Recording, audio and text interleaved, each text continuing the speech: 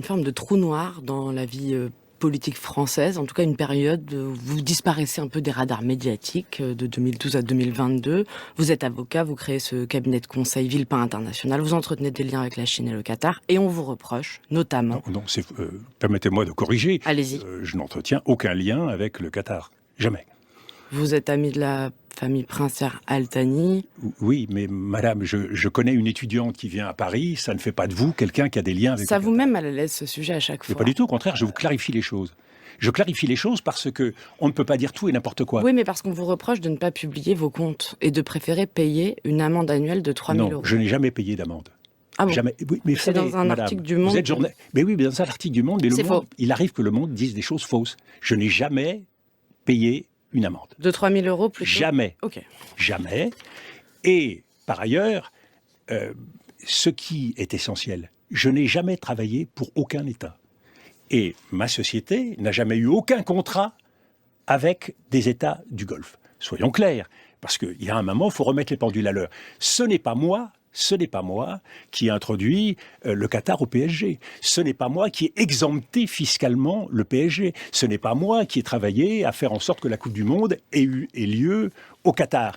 Comment se fait-il que mon nom, parmi les responsables politiques français, soit cité alors que ceux qui ont effectivement des relations suivies et développées avec ces États ne sont jamais mentionnés? C'est dire à quel point, à travers moi, c'est autre chose que l'on veut régler. C'est quoi? C'est le fait que ce que je dis sur un certain nombre de grands sujets dérange. C'est le fait que ce que je dis, je le dis haut et fort. Je n'entre pas dans le jeu politique et le jeu politicien. Ce que je dis, je le dis pour les Français.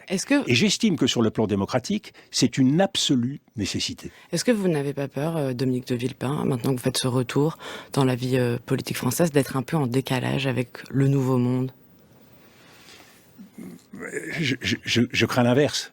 Je crains d'être un peu en avance, puisque je n'ai jamais cessé d'essayer d'expliquer ce qui allait se passer.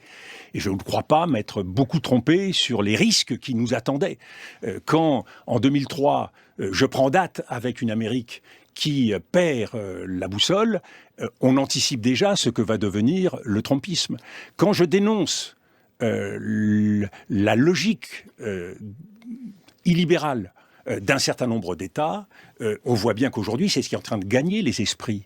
Mais quand certains de vos proches de République Solidaire font passer des messages dans le Parisien cette semaine pour dire qu'une tribune d'élus va vous appeler à la rescousse, Villepin président.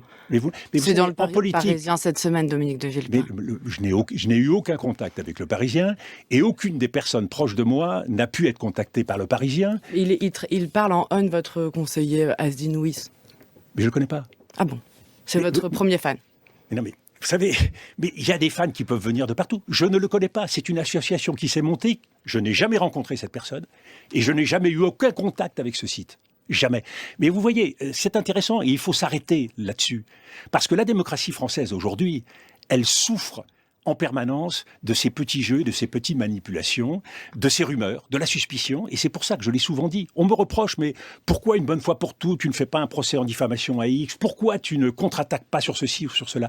Mais je passerai ma vie à contrer les rumeurs. Vous voyez, quand vous avez une personnalité qui dépasse un peu ce qu'on a l'habitude de rencontrer dans la rue, eh bien, par définition, vous attirez la foudre, vous attirez la jalousie, vous attirez la critique. Mais là, vous me parlez depuis 5 minutes de gens et de choses que je ne connais pas. Est-ce que vous savez déjà où vous ferez votre déclaration de candidature? Mais là encore, j'allais dire, vous vous en ferez.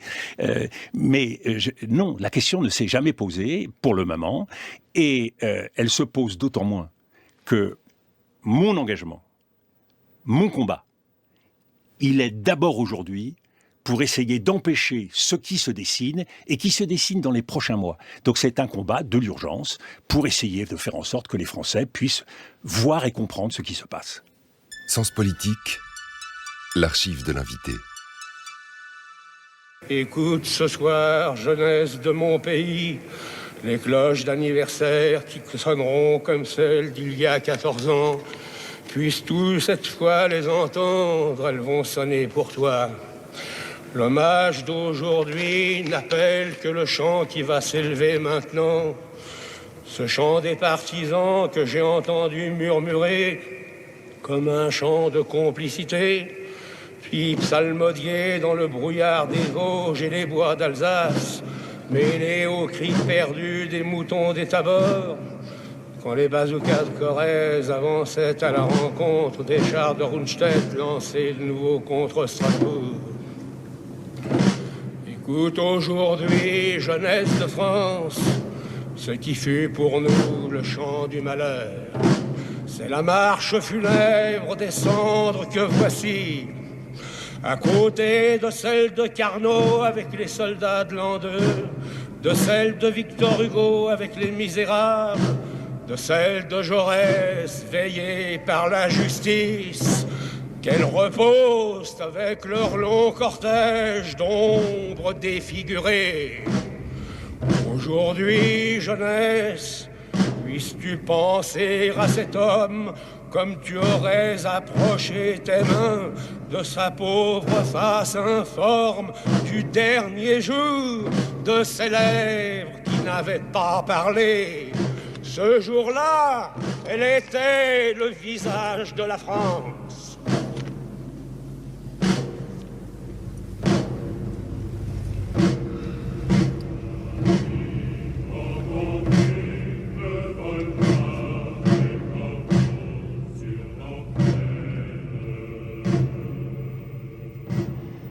Le 19 décembre 1964, le chant des partisans, hymne de la résistance, et la voix juste avant d'André Malraux devant le Panthéon, sous les yeux du général de Gaulle et de son Premier ministre Georges Pompidou, pour le transfert des cendres du résistant Jean Moulin.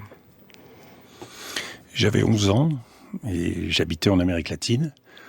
J'ai entendu sur la radio de mon père ce discours. Et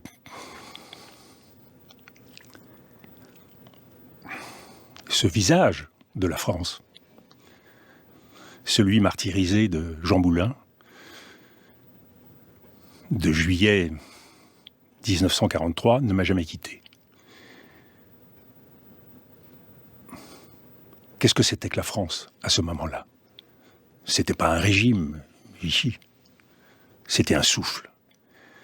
Le souffle d'un homme, celui de Jean Moulin, mourant. C'était le souffle d'un peuple de l'ombre qui, dans les caves, préparait les actes de résistance. C'était celui d'hommes et de femmes qui, dans les villages, cachaient les enfants juifs. Et ce souffle, cette idée de la France, elle s'est transmise de génération en génération. Et aujourd'hui, dans les temps difficiles qui frappent à nouveau, aujourd'hui, dans un moment où la menace pour notre pays, pour la République, est immense, eh bien, oui, il est important que la jeunesse de France puisse réécouter la voix d'André Malraux. Cette voix, elle s'élève contre le mensonge, elle s'élève contre la calomnie, elle s'élève contre les rumeurs, elle s'élève contre tous ceux qui ne défendent pas et ne servent pas la France. Et puisse cette voix retentir encore longtemps dans le cœur des Français. Merci Dominique de Villepin d'être venu dans Sens Politique. Vous pouvez réécouter cette émission et toutes les autres sur franceculture.fr.